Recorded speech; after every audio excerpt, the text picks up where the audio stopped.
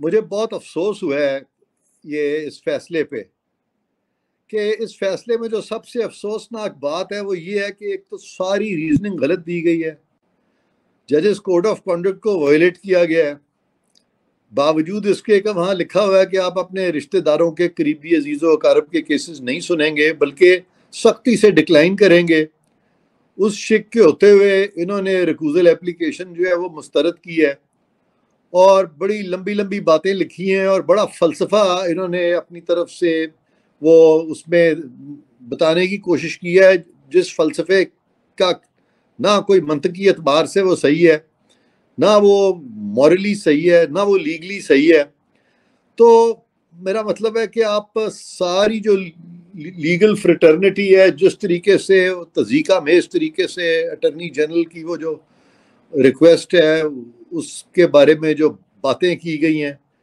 भाई attorney general अगर वो कह रहे हैं कि आपको नहीं सुनना चाहिए या इसमें कुछ ऐसी चीज़ें हैं जो कि आपसे रिलेटेड हैं, जैसे कि जस्टिस मंसूर अली शाह जब केस सुन रहे थे तो उसमें एक जज जवाद ख्वाजा जो पिटिशनर बन गए थे तो उनसे उनका ताल्लुक था, तो जैसे ही जस्टिस मंसूर अली शाह को कहा गया कि जी आपका ताल्लुक है, उसी वक्त उन्होंने बैठने से इनकार कर दिया और वो नहीं बैठे, जबकि चीफ जस्टिस उसको भी बुरा मनाते रहे। अब ये उनकी सास का मामला था और सास ने बातें भी ऐसी की जहाँ पे वो कह रही हैं कि कम वक्त मार्शल्ला भी नहीं लगाते। यानी ये कोई घरेलू खातून का तो नहीं है, ये एक चीफ जस्टिस की मदर इन लॉ है जो बात कर रही है मार्शल्ला लगाने की। तो उससे एक तासुर तो जाता है कि क्या ये चाहते हैं कि मुल्क में इस कदर खलफशार पैदा हो जाए अदालती फैसलों के जरिए कि मुल्क में मार्शल्ला लगा दिया जाए, आइन को वायलेट कर दिया जाए। और फिर इसी तरह से एक जज साहब हैं, उनके बेटे जो हैं वो आके तो वो कह रहे हैं कि करोड़ करोड़ के सौदे हो रहे हैं एक पॉलिटिकल पार्टी के टिकटों के, और वहाँ पे उस चीज़ को कहा जा रहा है कि उसको भी हशप किया जाए। और अगर कमीशन बनाया गया है ये ऑडियो लीक्स के लिए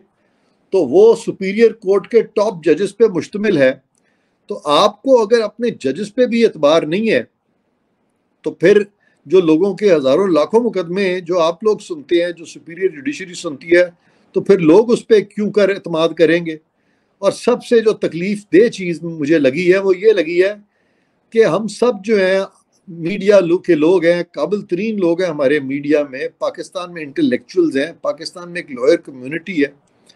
वो सब और फिर जजेस खुद सुप्रीम कोर्ट के जो बारहा इनको कह रहे हैं कि आप अपनी मर्जी के बेंचेस ना बनाएं,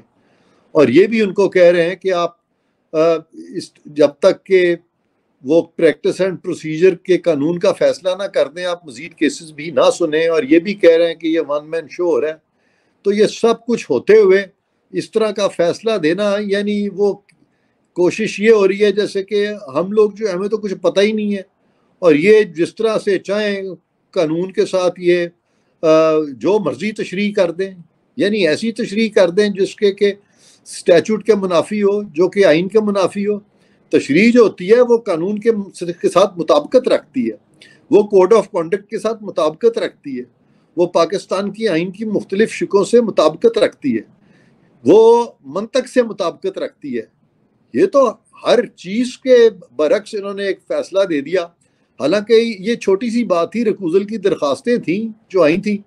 और रिकूजल का प्रिंसिपल ये है कि अगर किसी जज को आप रिमोटेस्ट बायस भी एट्रीब्यूट कर दें तो कहा जाता है कि एक ऑनरेबल जज एक सेकंड के लिए भी नहीं सोचेगा और फौरन स्टेप डाउन करेगा। मुझे याद है जब मैं अटॉर्नी जनरल था तो जस्टिस इफ्तिखार चौधरी अपने बेटे का केस सुनना शुरू कर दिया, और मैंने सबसे पहली बात ही उनसे ये की कि जनाब आपके कोड ऑफ कॉन्डक्ट में लिखा हुआ है कि आप अपने अजीज का केस नहीं सुनेंगे, और कौन आपके बेटे से ज्यादा अजीज होगा आपको, उतना करीबी आपका कोई भी नहीं है, तो बेहतर है कि आप ये ना सुने। इफ्तिखार चौधरी साहब ने दूसरे दिन समझदारी का सबूत दिया, मेरी बात मानी और बेंच से हट गए। ये जो मौजूदा चीफ जस्टिस हैं इन्होंने उसके बरक्स ये अपना वहां बैठे हुए हैं, और इनका अगर ख्याल है कि अब तो बल्कि और ज्यादा शक व शुबहात पैदा होंगे कि वाकई ये कोई कॉन्स्पिरेसी चल रही थी, और ये जो उनकी जो सास है, उनकी जो मदर इन लॉ है, उनको इतना ज्यादा क्यों ये प्रोटेक्ट कर रहे हैं। उन्होंने तरदीद तो की नहीं इन बातों की, और अगर सपोजिंग उन्होंने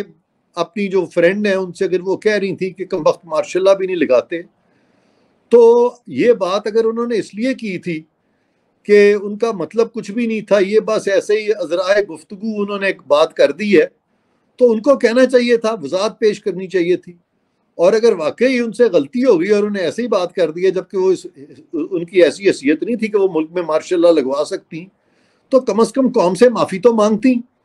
लेकिन ये जो रवैया है कि उनको छुपाया जा रहा है, उनके आगे एक बाकायदा एक ऑब्स्ट्रक्शन क्रिएट की जा रही है ताकि काजी फायजी सा कमीशन जो है वो ये मामला सुन ना सके, तो ये सारी चीज जो है ये तो एक कानून के रस्ते को बाकायदा रोकने की एक नाकाम कोशिश है। क्योंकि ये जो आउटगोइंग चीफ जस्टिस है, इनके जो भी 5-7 दिन रह गए हैं,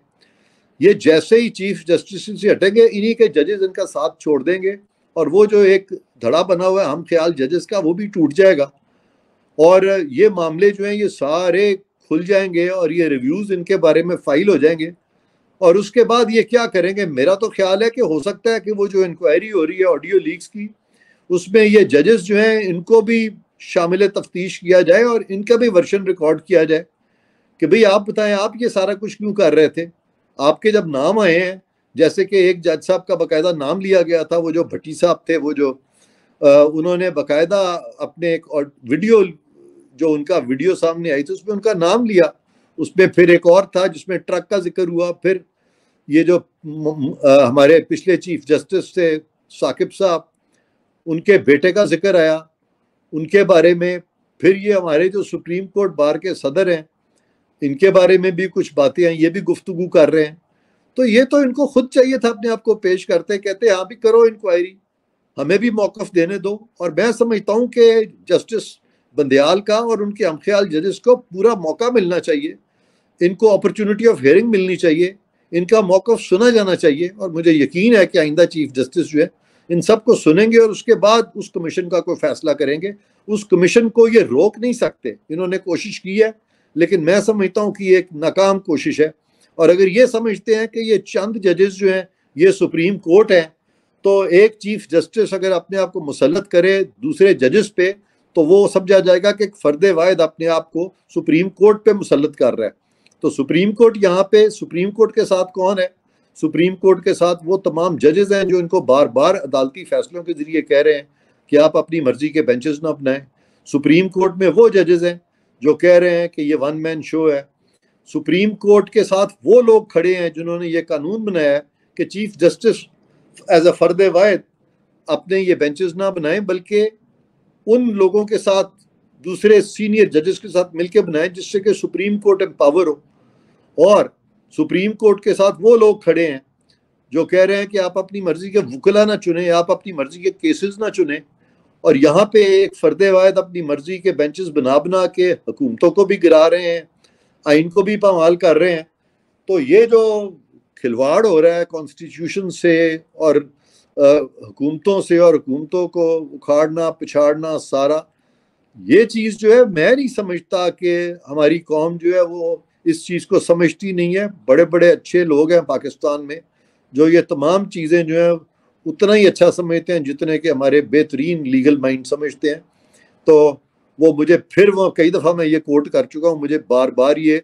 लिंकन की मशहूर सेइंग याद आती है जो आप सब जानते हैं, you can fool all the people some of the time, some of the people all the time, but not all the people all the time. तो लिहाजा ये हम ख्याल बेंच के लिए मैं उनको कह रहा हूँ कि खुदारा ऐसा मत करें, इसका नुकसान पाकिस्तानी कौम को नहीं होगा, इसका नुकसान आइन को नहीं होगा, आप खुद अपने आप को मुश्किल में डाल रहे हैं। खुदारा आप अपने आप को मुश्किल में मत डालें। बिल्कुल ठीक है, आपने बड़ी तफसील से बता दिया सर। अभी की हद तक, आज की हद तक तो चलो बंदयाल साहब ने अपनी सांस को बचा लिया, लेकिन क्या, जैसे आपने जिक्र किया कि आने वाले चीफ जस्टिस, क्या अगर आने वाले वक्त में ये मामला उठेगा तो फिर तो चीजें नहीं बच सकेंगी ना? ये तो फिलहाल अभी के वक्त तक। और दूसरी, ये कोई अच्छी मिसाल भी नहीं है आने वाले वक्त में। आपने जिक्र किया इफ्तिखार चौधरी साहब का, वो बड़ी अच्छी मिसाल थी कि उन्होंने नेक्स्ट डे वो उसे आउट कर गए। तो ये तो कोई अच्छी मिसाल नहीं दे के जा रहे ना, अगर देखा जाए तो बंदयाल साहब। और अगर कर जाते तो कोई ऐसा फैसला कर जाते तो जाते जाते आखिरी 2-3 दिनों में लोग कहते कि यार बड़ा अच्छा फैसला कर गया। मैं तो जब इफ्तिखार चौधरी साहब का मुआजना बाद वाले चीफ जस्टिस से करता हूँ, जिस तरह के ये मौजूदा चीफ जस्टिस हैं, या जिस तरह वो साकिब चीफ जस्टिस थे, या वो एक और वो था वो जवाद ख्वाजा जी, वो जो मुनफरिद था अपनी गुत की वजह से। जी, तो मुझे तो जस्टिस इफ्तिखार चौधरी जब इनसे मुवाजना करता हूँ, बहुत डिसेंट आदमी नजर आते हैं, बहुत डिसेंट आदमी नजर आते हैं। ये किस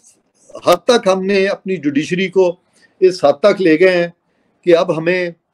ना आइन की परवाह है, ना हमें नॉर्म्स की परवाह है, ना हम ह्यूमन डिग्निटी जो है उसका ख्याल रख सकें। तो ये अफसोस का मुकाम है। बहुत बड़ा मनसब होता है चीफ जस्टिस ऑफ पाकिस्तान का, बहुत अहम मनसब होता है, लेकिन ये एक बड़ा अच्छा मौका इन लोगों को मिला, ख़ास तौर पे मौजूदा को, जो चीफ जस्टिस अब हैं, जो जाने वाले हैं करीब, वो सारे मौके इन्होंने गवा दिए हैं। तो मैं इन पे अफसोस कर सकता हूँ और इनके लिए दुआ कर सकता हूँ कि अल्लाह ताला इन पे रहम करे सब पे। बिल्कुल अल्लाह इन पर रहम करे, ये दुआ है और ये पूरी कौम की दुआ है। अच्छा सर, बंदियाल साहब ने जजेस पर इतराज को बराह रास्त अदलिया पर हमला करार दिया। आपकी प्रैक्टिस में कभी ऐसा हुआ है किसी जज पर इतराज को अदलिया पर हमला ही करार दिया जाए, या ये वाकई अदलिया पर हमला था? ये कभी ऐसा नहीं हुआ।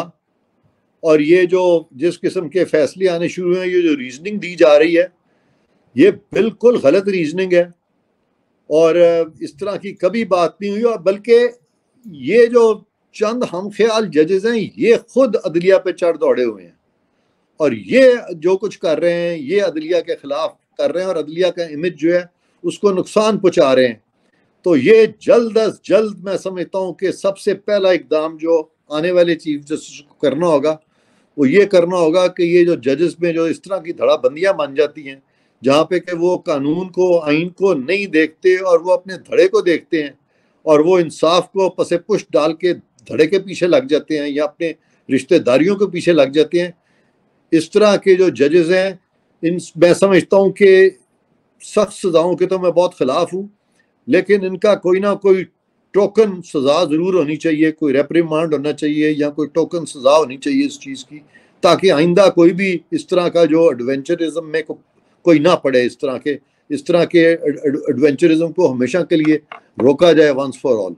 बिल्कुल ठीक है। अच्छा सर, बंदियाल साहब ने ये तो कहा कि अदलिया पर हमला, लेकिन दूसरी तरफ हम देखें तो बंदियाल साहब ने जो पार्लियामेंट के बनाए कवानीन के साथ किया, क्या वो पार्लियामेंट हमला नहीं था? या पार्लियामेंट पर सबसे हमला जो है वो सबसे बड़ा जुर्म नहीं है? आइन इसके मतलब क्या कहता है जो आए दिन उनके कवानीन उड़ा के फेंके जा रहे थे? इनको पार्लियामेंट के तकद्दस का अंदाजा ही नहीं था कि पार्लियामेंट का तकद्दस क्या है। जब पहली दफा इन्होंने वो डिप्टी स्पीकर को बुला लिया वहां पे अदालत में, और वो जो जिस केस में इन्होंने हमजा शहबाज की गवर्नमेंट गिरा दी थी, तो पहली पेशी पे मैं पेश हुआ और मुझे कहा गया कि वो हमने उनको बुलाया है, डिप्टी स्पीकर को, वो कहाँ है? तो मैंने उनको बताया कि जी मैंने उनको एडवाइस किया है कि वो ना जाएं, बल्कि मैं उनकी तरफ से पेश हुआ हूँ। उन्होंने कहा लेकिन हमारा ऑर्डर है। मैंने कहा बेशक आपको ऑर्डर होगा, लेकिन ये ऑर्डर जो है ये बिल्कुल खिलाफ कानून है, आप स्पीकर को या डिप्टी स्पीकर को मदऊ नहीं कर सकते। शुक्र है कि वो इस चीज़ को समझ गया और उन्होंने मजीद जिद नहीं की। तो हम वकला पे भी थोड़ा सा आता है, हमें भी चाहिए कि इनको खुल के बताएं कि कानून क्या है, क्योंकि जब ऐसे जजेस आ जाते हैं जिनका कि जज बनने से पहले आईनी मामलात का तजर्बा कम होता है, तो उसके लिए भी ज़रूरी है। लेकिन अब कुछ सूरत हाल इस तरह से बनती जा रही है कि पसंद उन्हीं लोगों को किया जाता है कि वकला को, ख़ास तौर पे कि वो वकला को पसंद किए जाते हैं जो वो बात करते हैं जो जजेस सुनना चाहते हैं। हालांकि जजेस को ज़्यादा अप्रिशिएट उस बात पे करना चाहिए जो कि एक दूसरा नुक्ता नज़र भी है, क्योंकि उस तरह से उनकी जो सोच है वो वसी तर सोच बन सकती है, वो हर एंगल से केस को देख सकते हैं। लेकिन अब सिर्फ हम ख्याल जजेस ही पे इक्तफा नहीं किया गया, बल्कि हम ख्याल वकील भी उनको चाहिए थे और उनको हम ख्याल केसेस भी वो चाहिए थे जो कि उनकी मर्जी के केसेस जिन पे वो फैसला करना चाहते थे। और इस तरह सारी पाकिस्तान की एग्जीक्यूटिव, पार्लियामान, सुप्रीम कोर्ट, सबको उन्होंने सब्जुगेट कर दिया।